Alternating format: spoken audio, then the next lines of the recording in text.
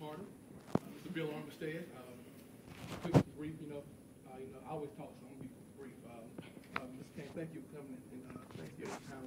We definitely believe in you here, and I want to do all the talking, so if you give us 10 minutes strong of why we should vote for you and get some new voters as well. Sounds good? Sounds like a winner. Everybody give Mr. Cain a hand. Thank you very much.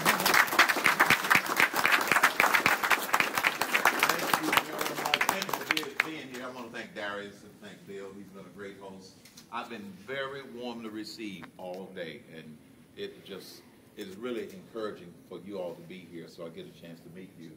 I get asked often on the campaign trail, where are the black conservatives? I said, they're out there. I know where they are, and you know where they are, and you know who they are. And so this is just great for you all to be here in terms of welcoming me and also being here to hear some of the things that I'm going to say tonight. Let me give you one reason why you should vote for me in the Republican primary. Barack Obama. I can beat him. I'm confident that I can beat him. And the reason is quite simply, he has no record to run on. And I don't believe anybody, in all modesty, since he asked me to say this, can better articulate his bad record versus what I can do based upon my business record. I'm a problem solver, not a politician. And that has become so resonating with so many people across this country. When I started my exploratory back in January, I had national name ID probably about -10. Then as I started to go around and speak to people, and my name started to get out there a little bit, and I made my formal announcement on May 21st at Atlanta's Olympic Centennial Park, we were expecting about 5,000 people. We got 15,000 people that day, 90-degree heat, outdoors. It was a big kickoff, and then from there we went on and participated in the big South Carolina debate. A lot of people started to say, who is this guy? Where does he come from? I've been here all along. I just have been quiet. I have not been that active in national politics. And so 6 weeks ago, according to the latest Gallup poll, 6 weeks ago, my name ID was 21%. The poll that just came out 2 days ago, measured by Gallup, my name ID is now 48%, which is about half of what all of the other candidates are. But now here's the other part. They measured what they call positive intensity. I had the highest positive intensity of any of the candidates, declared or undeclared, including Sarah Palin, you name it, the highest positive intensity. Here's the math. When you have the highest positive intensity and your name ID continues to grow, and I've got a lot of room to grow, what does that say? By the time my name ID is equal to the name ID of some of the other candidates, it is going to be, I will be a formidable challenge to President Barack Obama.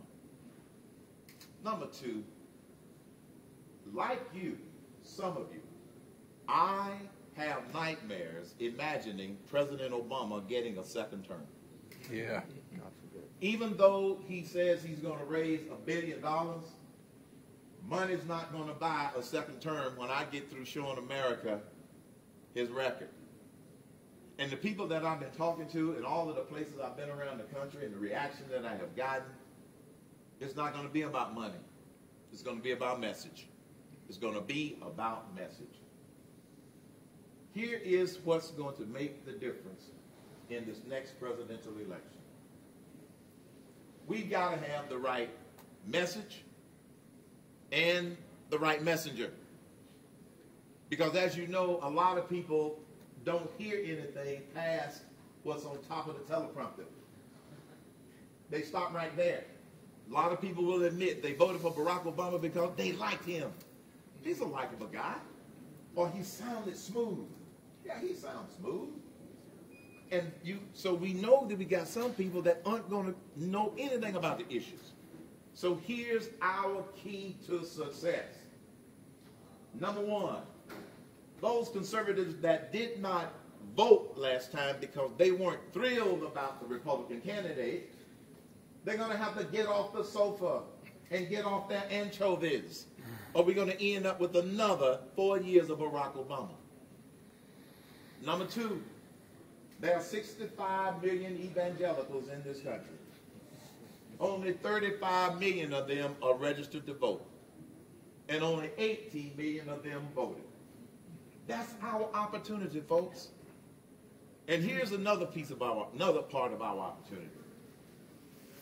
Some people are still under the delusion that President Obama got 95% of the black vote. I don't believe it. And that he's going to get 95% of the black vote the next time. Ain't going to happen. I go to a church in Atlanta, Georgia called Antioch Baptist Church North. This is my walking, breathing, living focus group. 13,000 members. When I was on the radio in Atlanta doing my conservative Herman Cain show, every night I would have some of my fellow members to come up and say, I listened to your show. Good. I like a lot of what you say. Good. And then I say, why are you whispering? They don't want to be hassled with the intimidation factor. So I know from people I met, meeting you today, has given me a lot of indication, a lot of hope that not everybody's going to vote the Democrat ticket.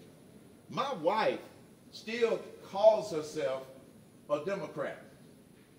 But she's been voting for Republican ever since I have. So I don't care what they call themselves as long as they pull the right lever. Always whatever you want to. Just do the right thing when you get in there. My point is this. We know we are up against some people that are not going to get below the surface on the issues. And I'm going to talk a little bit about that tonight, so I won't bore you with that right now. We know that a lot of people are going to make a superficial decision. The way we win, folks, as conservatives, as black conservatives, as Republicans, is to come together and work together.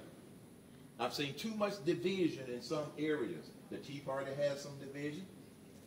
And once they started to realize that they're much more effective when they come together, guess what? They're getting bigger and bigger and more powerful. In other words, we have the numbers.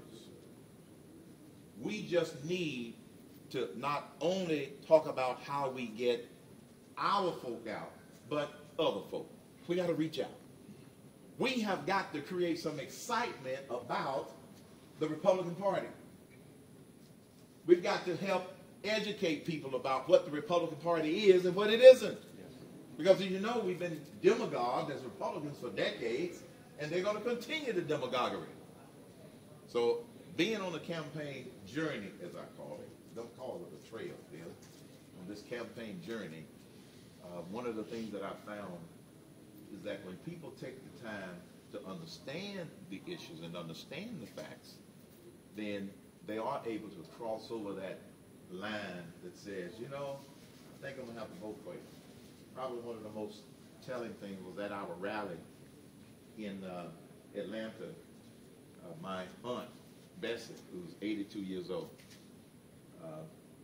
My Aunt Bessie was there. My Aunt Bessie has voted Democrat all her life. So Aunt Bessie was at the rally.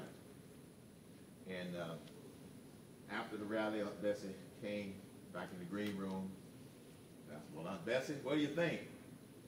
Now, we had the rally. You may have seen clips of it. And we had 15,000 people. I gave a speech. We had entertainment. She said, I ain't never seen nothing like this before in my life. I said, well, Aunt Bessie, are you going to vote for me? Well, I guess so. Kicking and screaming. One by one, folks. This is how we convert them, okay? With information, with the facts. That's how we do it. Information and the facts. And, you know, you can tell that I have somewhat of a passionate, upbeat style. Well, that's me. That's not something that I had to go to candidate school to learn. And so I believe with the right candidate, and I happen to believe that's me, I wouldn't be running, folks, if I didn't believe that I could win the nomination. I wouldn't be running if I didn't believe that I could win it. I believe that I can win it because of two factors that weren't there 15 years ago. One, the power of the internet. We have the strongest internet social media presence on the internet. Wasn't by accident, it was by design. You know, maybe it's that business thing that I've been living with all these years, you know? Target marketing, you know? Secondly, the power of the Citizens Tea Party movement. They're not a bunch of racists like the media want people to think. I've been speaking at tea parties before it was cool to be speaking at tea parties. And it's not a racist organization, but see, that's the only tactic that the media has and the liberals have to try and intimidate people of not identifying themselves with the Tea Party movement. Reporters ask me all the time, Mr. Cain, do you identify yourself with the Tea Party? Yes, I do. But I thought they had an element of racism in there. No, I haven't seen it. I know something about racism. I grew up in Atlanta, Georgia in the 50s, before the Civil Rights Movement, during the Civil Rights Movement, after the Civil Rights Movement. I climbed the corporate ladder in corporate America before it was cool to have a black vice president. I did it twice. I know it when I see it, and it is not there. They keep trying to play the race card and the class warfare card. That's all they have. Obama can't play it on me. Hear, hear.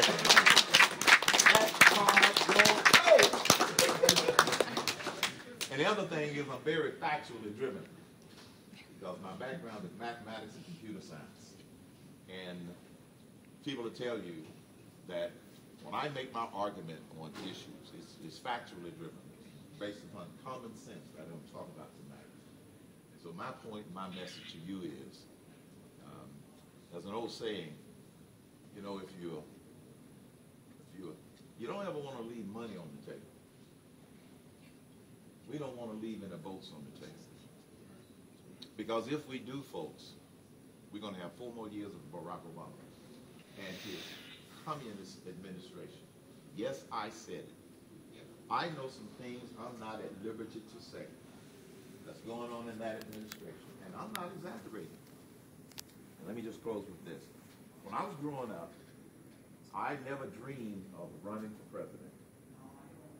I had one goal as a young man growing up in Atlanta with parents who worked hard. Both of them walked off the farm when they were very young. My American dream was, I wanted to make some money. That's what I wanted to do. Well, I have been blessed. I'm not a cajillionaire. I'm not a billionaire. My wife and I are comfortable. Then when I ran for the United States Senate in 2004 and came in an impressive second, I didn't win, but I scared the crap out of the guy that did win.